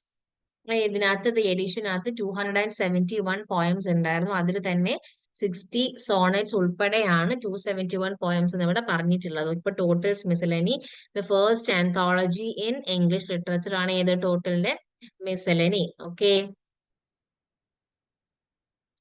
ഇനി നമുക്ക് അടുത്തുള്ളത് തോമസ് വ്യാട്ട്. വ്യാട്ട് പറയുമ്പോൾ മനസ്സിൽ അഗെയിൻ ഓർമ്മ വരേണ്ട കാര്യമാണ് സോണറ്റ്. Okay, sonnet. അപ്പം who is this Thomas Wyatt? അപ്പൊ തോമസ് വ്യാട്ട് ഒരു പോപ്പുലർ ആയിട്ടുള്ള ഒരു വ്യക്തിയായിരുന്നു. Okay, he was popular in the court of Henry the എയ്ത്തിന്റെ കോർട്ടിൽ അത്യാവശ്യം കുറച്ച് ഫേമസ് ആയിട്ടുള്ള വ്യക്തിയായിരുന്നു തോമസ് വ്യാട്ട് എന്ന് പറയുന്നത്. ഇദ്ദേഹത്തിന്റെ ഫാദർ എന്ന് പറയുന്ന ഒരു ലോയർ ആയിരുന്നു. ആൻഡ് നമ്മുടെ വ്യാട്ട് വാസ് കുറച്ച് ഇച്ചിരി ഒരു ചാമിങ് ഒരു പേഴ്സണാലിറ്റി ആണ്. പ്ലസ് അത്യാവശ്യം ഇന്റലക്ച്വലി ഇംപ്രസീവ് ആയിട്ടുള്ള വ്യക്തി കൂടിയാണ് തോമസ് വ്യാട്ട് എന്ന് പറയുന്നത്. പക്ഷെ അത്യാവശ്യം കുറച്ച് നെഗറ്റീവ് കാര്യങ്ങളൊക്കെ ലൈഫിൽ ഇദ്ദേഹത്തിന് ഫേസ് ചെയ്യേണ്ടി വന്നിട്ടുണ്ട്. Okay, Thomas Wyatt. അപ്പൊ തോമസ് വ്യാട്ടിന്റെ പ്രശ്നം എന്ന് വെച്ച് കഴിഞ്ഞാല് ഇദ്ദേഹം he had an affair with Anne Boleyn. Anne Boleyn ആരായിരുന്നു നമ്മൾ നേരത്തെ പറഞ്ഞല്ലേ, ഓർമ്മയുണ്ടായിരുന്നോ? ആൻ ബൊലിയൻ നമ്മളുടെ Henry the eighth Catherine of ആരഗണിനെ കല്യാണം സോറി കാത്തറിൻ ഓഫ് ആരഗണിനെ ഡിവോഴ്സ് ചെയ്തത് ആരെ കല്യാണം കഴിക്കാനാണ്? ആൻ ബൊലിയനെ കല്യാണം കഴിക്കാനാണ്. ഓക്കെ, അപ്പം ഈ നമ്മുടെ ഈ തോമസ് വ്യാട്ടും ആൻ ബൊലിയനും ആക്ച്വലി നൈബേഴ്സ് ആയിരുന്നു കേട്ടോ. പണ്ട് ഒരു നൈബേഴ്സ് ആയിരുന്നു. അവർ കുഞ്ഞുനാള് മുതലേ അവര് ഭയങ്കര ഫ്രണ്ട്സ് ആയിരുന്നു. ഫ്രണ്ട്സ് സിൻസ് ചൈൽഡ്ഹുഡ് തൊട്ട് അവര് ഭയങ്കര ഫ്രണ്ട്സ് ആയിരുന്നു. ഓക്കെ, അപ്പൊ ഇവർ തങ്ങളിൽ ഇങ്ങനെ ഒരു അഫെയർ ഉണ്ടെന്ന് പറയപ്പെടുന്നുണ്ട്. പക്ഷെ ശരിക്കും അതിനുള്ള പ്രൂഫും കാര്യങ്ങളും ഒന്നുമില്ല. അപ്പൊ നമ്മുടെ ഈ തോമസ് വ്യാട്ടിന് ഹെൻറി എയ്ത്തിന്റെ സെക്കൻഡ് വൈഫ് ആയിട്ടുള്ള ആൻ ബൊലിയനുമായിട്ട് ഒരു കൈൻഡ് ഓഫ് റിലേഷൻഷിപ്പ് ഉണ്ടെന്ന് പറയപ്പെടുന്നുണ്ട്, ഒരു അഫെയർ ഉണ്ടെന്ന്. ബട്ട് അതിനെ സപ്പോർട്ട് ചെയ്യുന്ന ഒരു എന്താണ് പ്രൂഫോ എവിഡൻസോ കാര്യങ്ങളോ ഒന്നും അതിനില്ല. ഓക്കെ, സോ ഇങ്ങനെ ഒരു കൈൻഡ് ഓഫ് ഒരു റൂമർ പോലെ ഉണ്ടായിരുന്നു. ഈ ട്രാവൽഡ് ടു ഫ്രാൻസും ഇറ്റലിയും ഒക്കെ ട്രാവൽ ചെയ്തിട്ടുണ്ട്. നൈറ്റ്ഹുഡ് സർ തോമസ് വ്യാട്ട് 1536 ഇദ്ദേഹം ഹി വാസ് ഇംപ്രിസൺഡ് ആയിരുന്നു. പിന്നീട് ജയിലിൽ നിന്നൊക്കെ റിലീസ് ആവുന്നുണ്ട്. പിന്നെ അച്ഛൻ മരിച്ചു പോയിട്ടുണ്ട് and he was executed. Okay, sorry, yes ഒരു മിസ്റ്റേക്ക് ഉണ്ട്. അപ്പം ഈ നമ്മുടെ ആൻ ബോലിയനെ ഒക്കെ എക്സിക്യൂട്ട് ചെയ്തിട്ടുണ്ട്. അപ്പം മേ ബി ഈ ഒരു അഫെയർ ഒരു റീസൺ ആകാമെന്ന് പറയപ്പെടുന്നുണ്ട്. അല്ലാണ്ടും അതർ റീസൺസ് മൂലം ഷീ വാസ് ബിഹെഡഡ്. അപ്പം ഇതൊക്കെ പിന്നീട് അടുത്ത നെക്സ്റ്റ് ഉള്ള ഒരു റൂളിംഗ് കേസിനകത്ത് വെഞ്ചിയൻസും ആ ഒരു പകരം വീട്ടിലും കാര്യങ്ങളും എല്ലാം വരുന്ന ഇവിടെ നിന്നാണ് സ്റ്റാർട്ട് ചെയ്യുന്നത്. Okay, and he was released from പ്രിസണിൽ നിന്ന് റിലീസ് ചെയ്ത് കഴിഞ്ഞാലും he was charged with treason, ചതിയ എന്നുള്ള രീതിയിൽ മുദ്ര കുത്തപ്പെട്ടിട്ടുണ്ടായിരുന്നു. But he was pardoned. Okay, ഇനി എന്റെ ബാലൻസ് ഇറ്റാലിയൻ സോണറ്റ്സ്. നേരത്തെ പറഞ്ഞത് സോണറ്റ്സ് എന്നൊരു കാര്യം നമ്മുടെ മൈൻഡ് അപ്പോഴേ ഓർമ്മ വരണം കേട്ടോ. സോ ഒരുപാട് ഡിപ്ലോമാറ്റിക് മിഷൻസും കാര്യങ്ങളൊക്കെ ഉണ്ട്. അപ്പൊ നമ്മൾ ഫ്രാൻസിലോട്ടും ഇറ്റലിയിലോട്ടും എല്ലാം അത്യാവശ്യം ഡിപ്ലോമാറ്റിക് മിഷൻസും കാര്യങ്ങളും എല്ലാം നടത്തിയിട്ടുണ്ടായിരുന്നു ആര്? Thomas Wyatt. So he came across various new poetic forms and styles. അങ്ങനെ കുറെ ഡിപ്ലോമാറ്റിക് മിഷൻസും കാര്യങ്ങളൊക്കെ ചെയ്തിട്ടില്ല. അപ്പൊ നമ്മുടെ ഹെൻറി ഹോവാർഡും തോമസ് വ്യാട്ടും കൂടി ചേർന്ന് നമ്മളുടെ ഇംഗ്ലീഷിൽ എന്ത് ഇൻട്രൊഡ്യൂസ് ചെയ്തു? ഇറ്റാലിയൻ സോണറ്റ്സ് ഇംഗ്ലീഷിൽ ഇൻട്രൊഡ്യൂസ് ചെയ്തു. ഓക്കെ, ഹെൻറി ഹോവാർഡ് ആക്ച്വലി ആ ഒരു ഇറ്റാലിയൻ സോണറ്റ്സിന് കുറച്ച് മോഡിഫിക്കേഷനും ഓൾട്ടറേഷനും കാര്യങ്ങളും എല്ലാം ഹെൻറി ഹോവാർഡ് ചെയ്തിട്ടുണ്ട്. പക്ഷേ തോമസ് വ്യാട്ട് ആ സോണറ്റ് എങ്ങനെയാണോ ആ സോണറ്റിനെ അതേപടി റീറ്റെയിൻ ചെയ്തു. ആര്? നമ്മുടെ Thomas Wyatt. Okay, he actually retained them as it is. Okay, അപ്പൊ നമ്മൾ നേരത്തെ പറഞ്ഞ ടോട്ടൽസ് മിസലേനിയില് ഏകദേശം 91ഓളം സോണറ്റ്സ് ആണ് ഇദ്ദേഹം കോൺട്രിബ്യൂട്ട് ചെയ്തിട്ടുള്ളത്. ഓക്കെ, that was about നമ്മുടെ തോമസ് വ്യാട്ട് ആണ്. So always remember his name alongside with that of sonnet. കാരണം ആ ഒരു സോണറ്റ് എന്ന് പറയുന്നതിന്റെ ഒരു ഡെവലപ്മെന്റിനും കാര്യങ്ങളും എല്ലാം അത്യാവശ്യം നല്ല രീതിയിൽ അതിന്റെ ബാക്ക് ബോണിൽ നിന്നൊരു വ്യക്തിയാണ് തോമസ് വ്യാട്ട്. ആൻഡ് ഓൾസോ ഒരു പോയറ്റ് ആണ്, പ്ലസ് എന്താണ്, ഒരു ഡിപ്ലോമാറ്റിക് കൂടെ. കാരണം ഇയാള് ഫ്രാൻസിലോട്ടും ഇറ്റലിയിലോട്ടും എല്ലാം അത്യാവശ്യം ഡിപ്ലോമാറ്റിക് മിഷൻസും കാര്യങ്ങളും എല്ലാം നടത്തിയിട്ടുണ്ട് കേട്ടോ. ആൻഡ് ഇദ്ദേഹത്തിന്റെ ലൈഫ് ടൈമിൽ ഇദ്ദേഹം എഴുതിയിട്ടുള്ള കുറച്ച് പോയംസും കാര്യങ്ങളും എല്ലാം കിങ്ങിന്റെ കോർട്ടിൽ ഒരുപാട് പബ്ലിഷ് ചെയ്യപ്പെട്ടിട്ടുണ്ട്. ബട്ട് അൺഫോർച്ചുനേറ്റ്ലി ആ പബ്ലിഷ് ചെയ്തിട്ടുള്ള വർക്ക്സും കാര്യങ്ങളൊക്കെ പറയുന്നത് മാനുസ്ക്രിപ്റ്റ് ഫോമിലായിരുന്നു അതിനെയെല്ലാം തന്നെ പബ്ലിഷ് ചെയ്തിട്ടുള്ളത്. സോ എന്താണ്, അത് മിക്കതും ഒന്നും ഒരു പ്രിന്റഡ് ഫോമാറ്റിൽ വന്നു. സോ ഒഫീഷ്യലി അതൊന്നും അദ്ദേഹം ജീവിച്ചിരുന്ന സമയത്ത് that works were not officially published. പിന്നെ അദ്ദേഹത്തിന്റെ ഡെത്തിന് ശേഷമാണ് പിന്നെയും കുറച്ച് വർക്ക്സും കാര്യങ്ങളും എല്ലാം പബ്ലിഷ് ആണ്. സോ അയാളുടെ ആ ജീവിച്ചിരുന്ന സമയം വരെയും എല്ലാ വർക്ക്സുകളും ഒരു മാനുസ്ക്രിപ്റ്റ് ഫോമിൽ തന്നെയായിരുന്നു ഉണ്ടായിരുന്നത്. ഓക്കെ, ഈ തോമസ് വ്യാട്ടിന് ഇഷ്ടമുള്ള ആളെന്ന് പറയുന്നത് എലിസബത്ത് ആണെന്ന് പറയുന്നുണ്ട്. അത് ഒരു റൂമറാണോ അല്ലാത്തയാണോ എന്ന് എനിക്ക് അറിയില്ല. Just heard of this. Okay, ഈ ആൻ ബോളിയന്റത് ഇങ്ങനെ ഉണ്ടെന്ന് പറയുന്നു, പക്ഷെ അതിനുള്ളൊരു ജസ്റ്റിഫൈ ചെയ്യുന്ന പ്രൂഫോ എവിഡൻസോ കാര്യങ്ങളോ ഒന്നുമില്ല. Okay, I hope it is clear. Now we'll move to the next one. Okay. Yes. Now നമ്മൾ ഹെൻറി ഹോവാർഡ്. അപ്പൊ നമ്മൾ ഇത്ര നേരം പറഞ്ഞതിനകത്ത് ആ ഒരു സോണറ്റിന്റെ കാര്യം പറയുമ്പോ ഹെൻറി ഹോവാർഡിനെ കൂടി പറഞ്ഞായിരുന്നല്ലോ, ഇല്ലേ? Yes, Henry Howard. നമ്മൾ ഹെൻറി ഹോവാർഡിലേക്ക് എടുക്കുകയാണ്. Henry Howard his son of lord Thomas Howard ആണ്, third duke of Norfolk. Henry VIII thought that Howard and his father wanted to kill Prince Edward. So his father would become the king in case no surviving successor for Henry. അപ്പൊ 50 ആണ്, 1947 അല്ല, 1547 ആണ്. നമ്മുടെ ടൈപ്പിങ്ങിനകത്ത് വന്ന ഒരു mistake ആണ്, kindly excuse. Okay, so 1540, so 19th January 1547 Howard was executed. He introduced എന്താണ്, Italian sonnets into English പോയിട്ട്. നമ്മൾ ഓൾറെഡി നേരത്തെ തോമസ് വ്യാട്ടിന്റെ കാര്യം പറഞ്ഞ കൂട്ടത്തിൽ നമ്മൾ മെൻഷൻ ചെയ്തൊരു കാര്യമായിരുന്നു introduction of the Italian sonnets into English poetry. അപ്പൊ നമ്മൾ വി വർ ഡിസ്കസിങ് അബൌട്ട് ആരാണ്? Henry Howard. Okay, Henry Howard. Okay, and he is known as the father of English sonnet along with Wyatt. വ്യാട്ടിന്റെ ഒപ്പമാണ്, Thomas വ്യാട്ടിന്റെ ഒപ്പമാണ്. Okay, next നമ്മൾ നേരത്തെ പറഞ്ഞ Richard ടോട്ടലിന്റെ ആ ഒരു ആന്തോളജി ഇല്ലേ, ഇപ്പൊ ടോട്ടൽസ് മിസലേനിയിൽ ഹെൻറി ഹോവാർഡ് എത്ര പോയംസ് ആണ് കോൺട്രിബ്യൂട്ട് ചെയ്തിട്ടുള്ളത്? 36 പോയംസ് ആണ് ഹെൻറി ഹോവാർഡ് കൊടുത്തിട്ടുള്ളത്, അല്ലെങ്കിൽ കോൺട്രിബ്യൂട്ട് ചെയ്തിട്ടുള്ളത്. And he introduced blank verse into English literature. He introduced blank verse into English literature. Okay, അപ്പം നമ്മൾ ഈ ഒരു ബ്ലാങ്ക് വേഴ്സ് കുറച്ചും കൂടെ നന്നായിട്ട് പെർഫെക്ഷനോട് കൂടി യൂസ് ചെയ്ത് ആരാന്നറിയാമല്ലോ നിങ്ങൾക്ക് എല്ലാവർക്കും? ക്രിസ്റ്റഫർ മാർലോ ആണ്. വളരെ ഗ്രാൻഡിയർ ആയിട്ട് ബ്ലാങ്ക് വേഴ്സ്, മൈറ്റി ലൈൻസ് എന്ന് നമ്മൾ പറയപ്പെട്ട് നല്ല രീതിയിൽ ചെയ്തിട്ടുള്ള വ്യക്തി ആരാണ്? Christopher Marlow. അപ്പം ഈ പറയുന്ന ബ്ലാങ്ക് വേഴ്സ് ഇൻട്രൊഡ്യൂസ് നമ്മുടെ ഇംഗ്ലീഷ് ലിറ്ററേച്ചറിലോട്ട് ബ്ലാങ്ക് വേഴ്സ് ഇൻട്രൊഡ്യൂസ് ചെയ്ത ആരാണ്?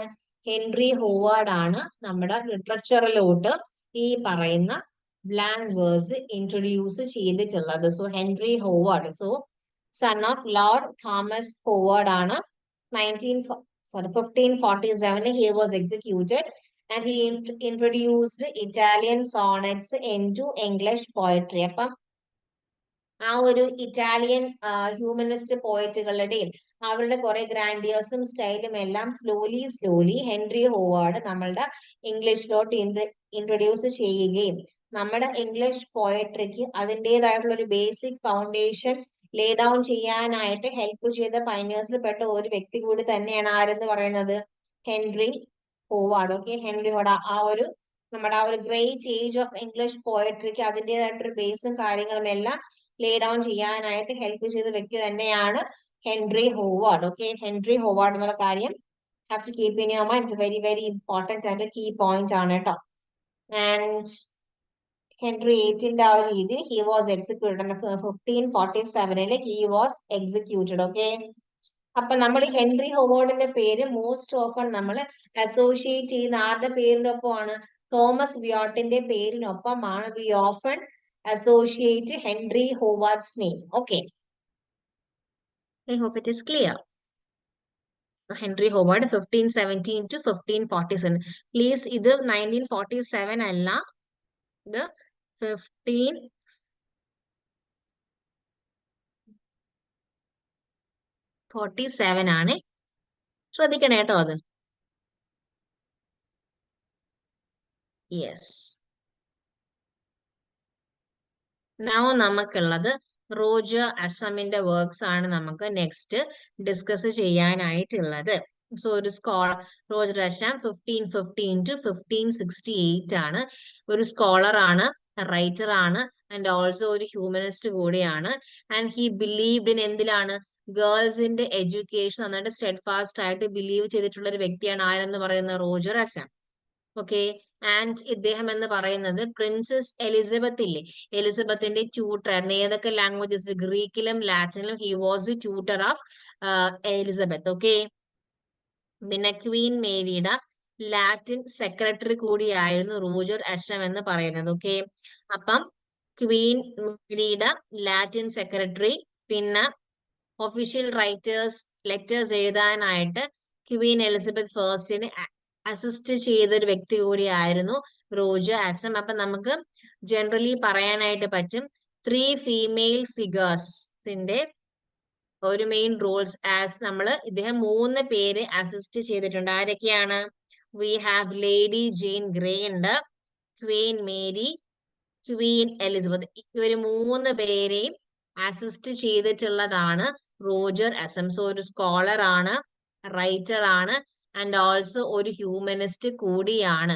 And he believe steadfastly and very strongly in the education of girls. And princess എലിസബത്തിന്റെ ഗ്രീക്കിലെയും ലാറ്റിനിലെയും ട്യൂട്ടർ ആയിരുന്നു Roger Ascham. And he was a Latin secretary to ഏതാണ്, queen Mary. പിന്നെ Elizabeth ഫേസ്റ്റിനെ official ലെറ്റേഴ്സും കാര്യങ്ങളും എല്ലാം എഴുതാനായിട്ട് അസിസ്റ്റ് ചെയ്തിട്ടുമുണ്ട്. സോ നമുക്ക് പറയാൻ പറ്റും ഒരു മെയിൻ ആയിട്ട് ലേഡി ജെ ഗ്രേന്റെതും ക്വീൻ മേരിയുടേതും ക്വീൻ എലിസബത്തിന്റെയും എല്ലാം അസിസ്റ്റ്. ഓക്കെ, നമ്മുടെ ആ ഒരു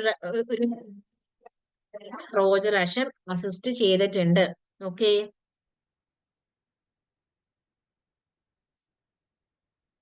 നമുക്ക് ഇദ്ദേഹത്തിന്റെ ഒരു വർക്ക് ആണ് Toxophilus. Okay, Toxophilus and that was publish in the year ഏതാണ്, 1545 ടോക്സ് ഓഫ് ഫൈലസ് പബ്ലിഷ്ഡ് ആയിട്ടുള്ളത്.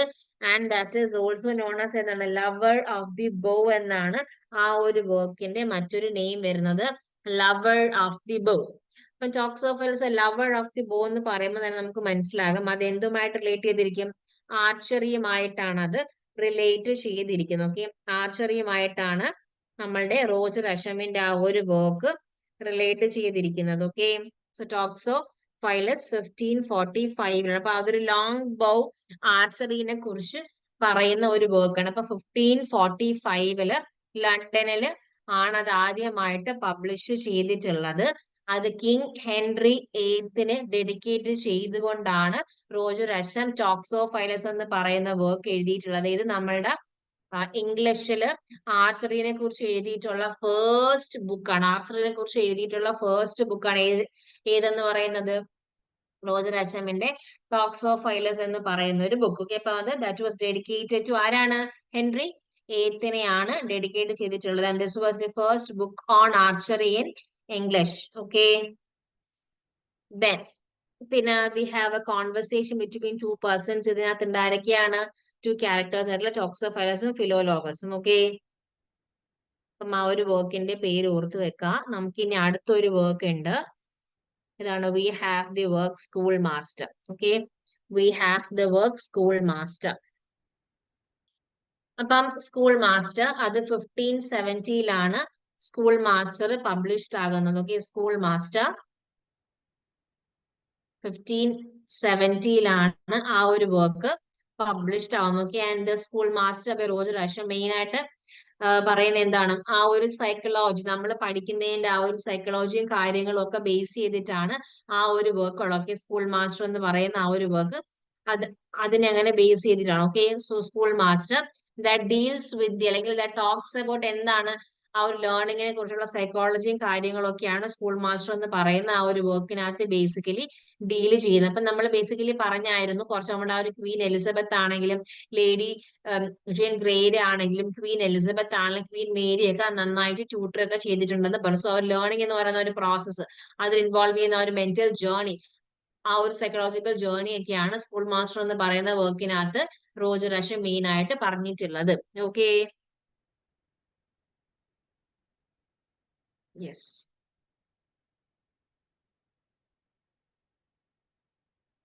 നമുക്കിനി നെക്സ്റ്റ് ഉള്ളത് തോമസ് എലിയറ്റ് ആണ്. നമ്മുടെ TS എലിയറ്റ് ആയിട്ട് നിങ്ങളുടെ പേരിനകത്ത് കൺഫ്യൂഷൻ വരരുത്. Don't get confused. Okay, spelling different ആണ്. ഒരു തോമസ് എലിയറ്റ് എന്ന് പറയുന്നത് ഒരു ഇംഗ്ലീഷ് ഡിപ്ലോമാറ്റ് ആണ് കേട്ടോ. നമ്മളുടെ ആ ഒരു ഇംഗ്ലീഷ് ലാംഗ്വേജിനെ ലിറ്റററി പേർപ്പസിന് വേണ്ടി നമുക്ക് ഫേർണിഷ് ചെയ്യാം, അല്ലെങ്കിൽ ലിറ്റററി പേർപ്പസിന് വേണ്ടിയിട്ട് നമുക്ക് ലാംഗ്വേജിനെ യൂസ് ചെയ്യാം എന്നുള്ള രീതിയിൽ വൺ ഓഫ് ദി പ്രൊപ്പോണൻസ് ആയിരുന്നു ആരെന്ന് പറയുന്നത് തോമസ് എലിയറ്റ്. ദയവ് ചെയ്ത് ആ പേര് അങ്ങോട്ടും ഇങ്ങോട്ടും മാറി പോവരുത്. Okay, yes.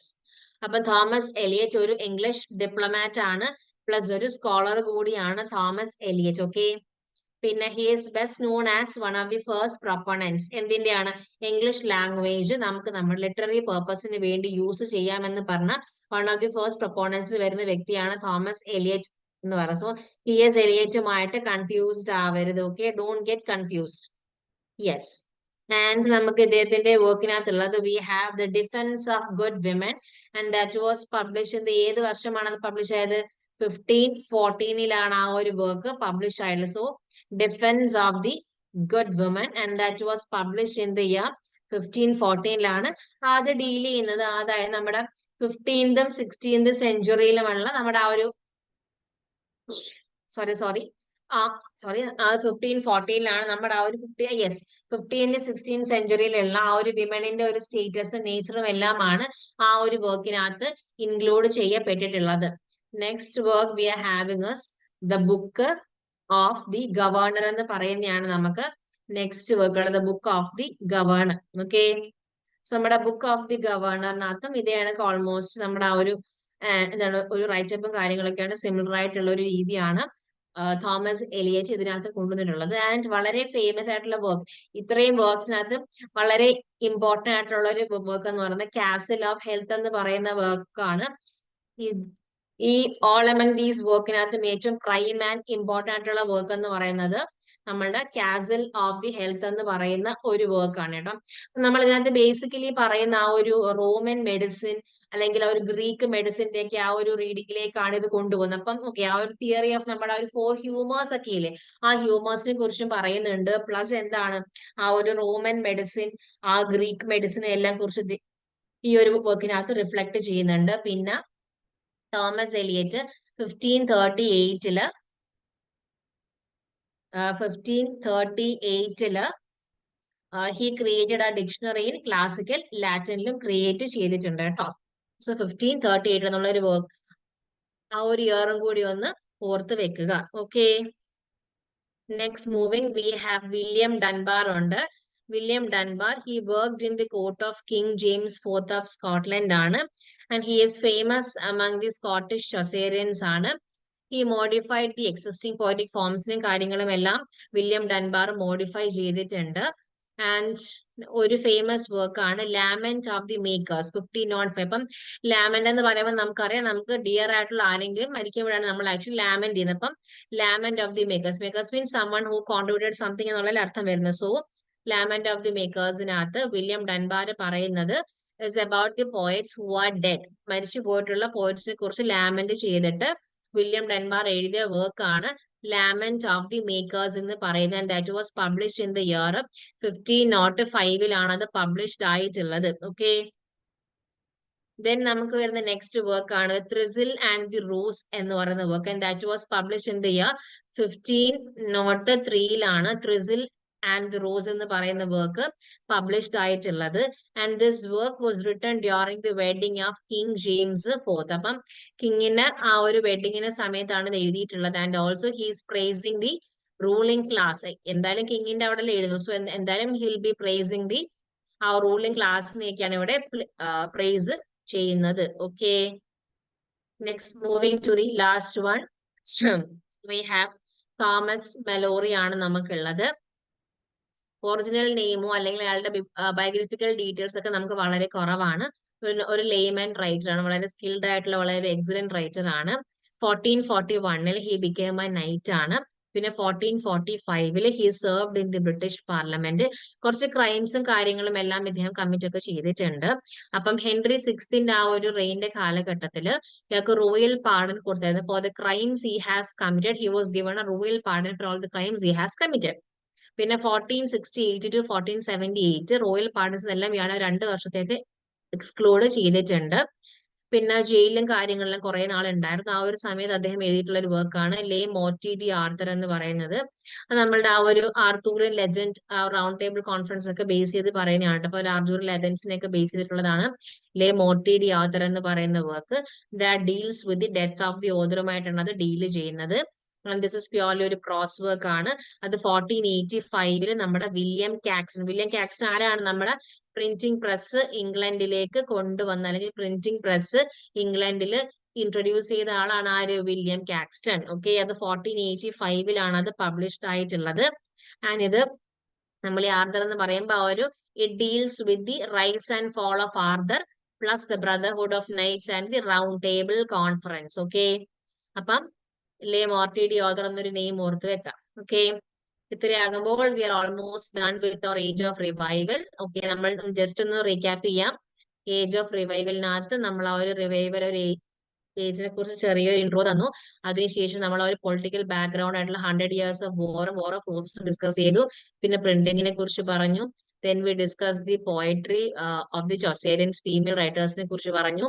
പിന്നെ we discussed the important figures including Erasmus, Thomas More, William Tyndale and Richard Tottel, പിന്നെ Thomas Wyatt, Henry Howard, Roger Ascham, Thomas Elyot, William Dunbar and finally Thomas Malory.